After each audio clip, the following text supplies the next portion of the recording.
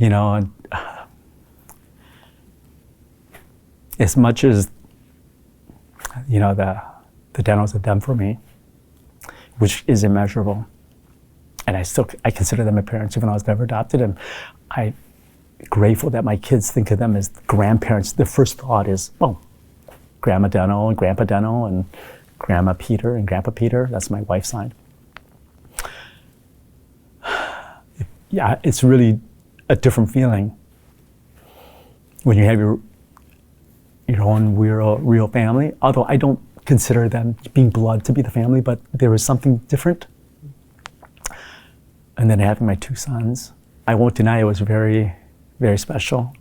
I don't know if it's any more special than anybody else feels, but there's something when you say, wow, it's your biologic child. But I don't want to minimize anything else because our third child is adopted. Same adoption agency as I was adopted. Our charts are in the same office. I can't wait to take her there and show her my chart and her chart. Despite all my experiences with the Fischers, I still am thankful that I was adopted. I know there's lots of mixed feelings, and I understand I was immature in my thought process of adoption, and I thought, well, why wouldn't anybody be grateful?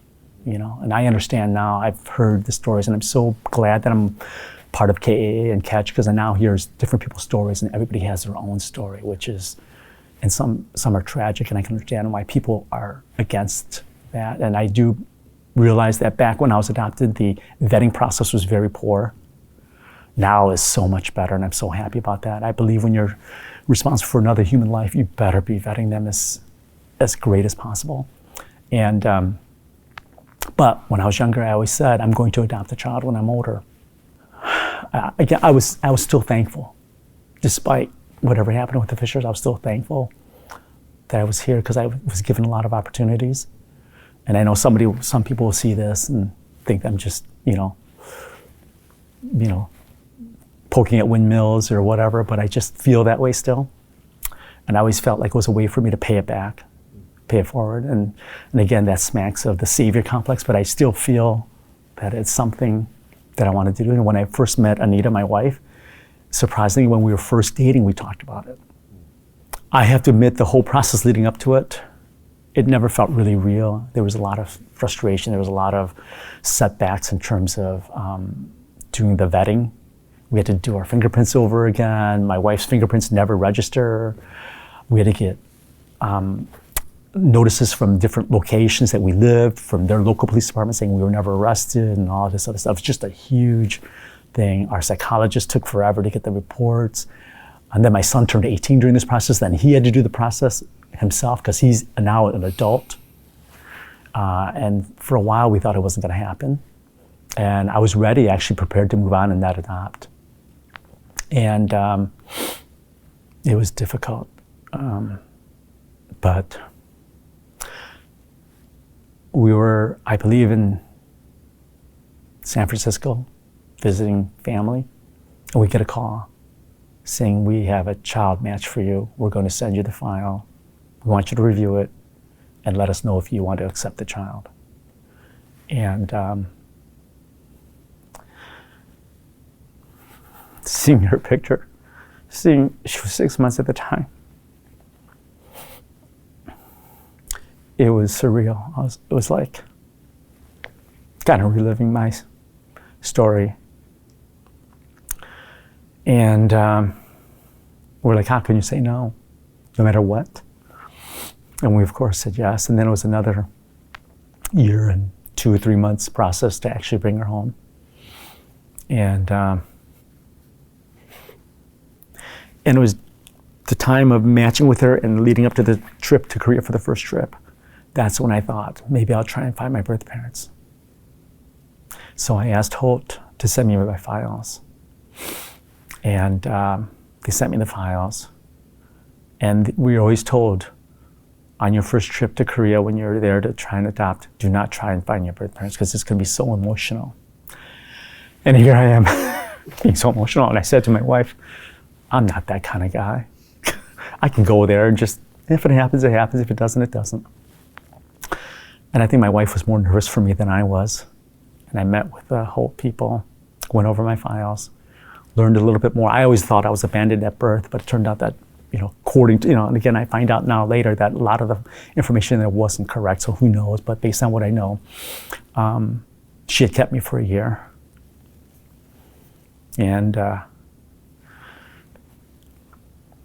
felt how hard it must have been, because I can't imagine being a parent, having your own children, you have your own children. How could you give up your child after you've been with them for a year? And so my thought is that life circumstances must have been so terrible for her. I don't ever say, oh, she's being selfish or anything like that. I have no ill feelings whatsoever. In fact, I'm grateful that she did what she felt was best for me. And I'm, I have this thought that even though she left me on the street, she probably was waiting for somebody to pick me up. That she didn't just leave me and then walk away. My thought is that she was there. She kept waiting to see if somebody would pick me up and take me to the station, then she left. And so, is that funny, all the things that we think about? And I have to say, I actually wasn't that emotional that first trip. Just went through the thing and went through the whole process.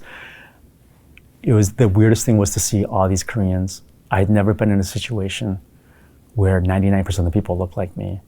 I said to my wife, I had read somewhere, because I was reading some adoption stories prior to going to Korea, and somebody had written a statement of, it was the first time I was part of a visual majority. And I thought, that's a great term, a visual majority. I had never heard that term before. And I still felt like an American tourist, but it was the first time I could blend in. Yeah. It felt like, I know what I said when I first, I was like, I'm back home. This is my country. And I even said to my wife, I want this in my will. I haven't set up a will, but I want that when I die, I want to be cremated. I want my ashes brought to Korea. So this whole process of adoption really put me back in touch. I always thought, you know what, I'm going to be as American and as white as possible. That was always my goal. And now, this whole adoption process has made me more proud of being Korean. We would go to these markets and I would just imagine that, I would see these ajumas that were working so hard, and working at these markets and poor, and I was just imagining, that was probably my mother.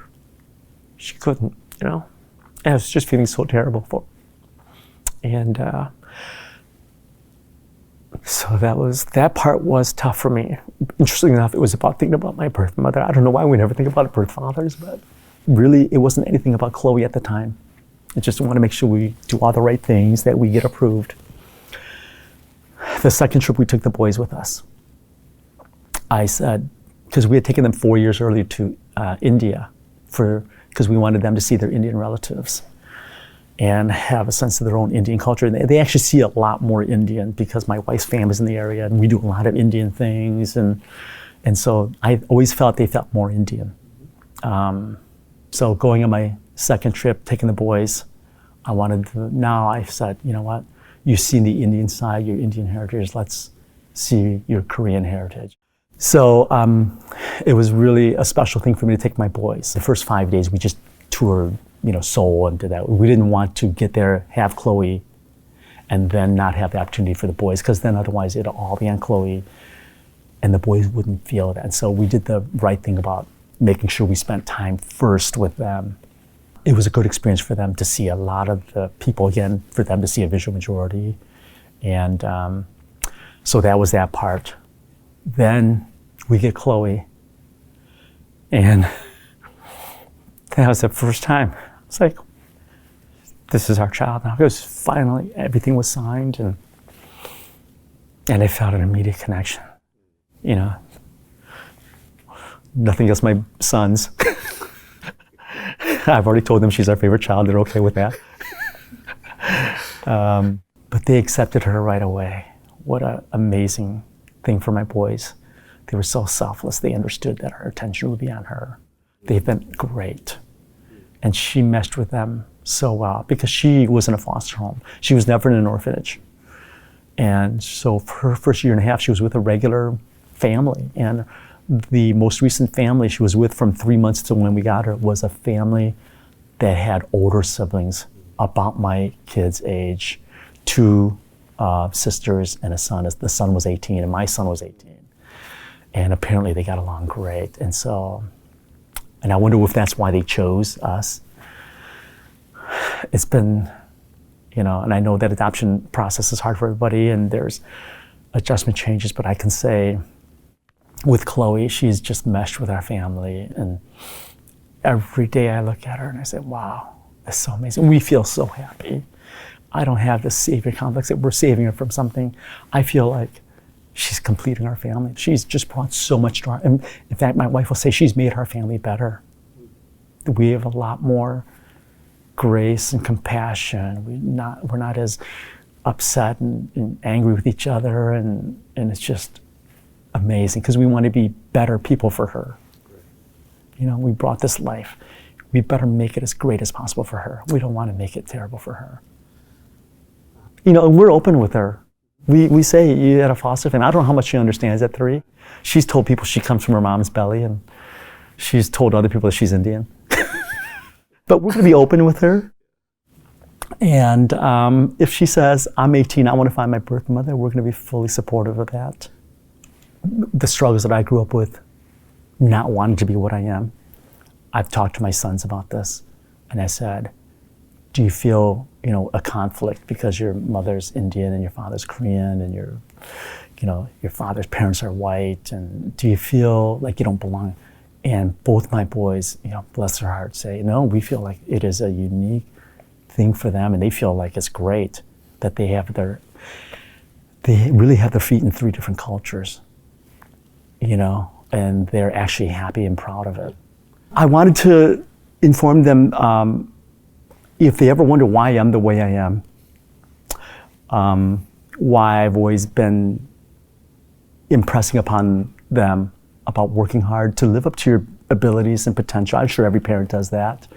But being kind, being gracious, giving back, that's why, to see how many people gave me, not because of what I'm like, but what people gave to me to allow me to be, even the adoptive parents, to bring me to the US.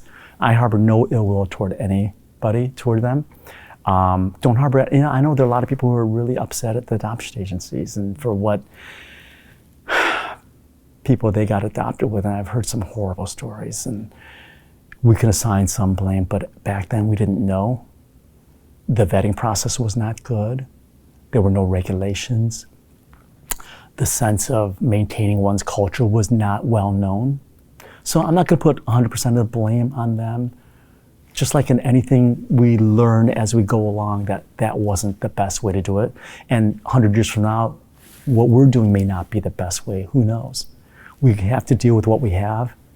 But I want my kids to know, for whatever my faults or whatever my positive qualities, where that came from. And that they know more about me, because so many kids look at their parents, they're just my parents and that's it. They don't know the backstory. I find everybody's backstory fascinating. My name is Matt Fischer, and this is my Korean American story.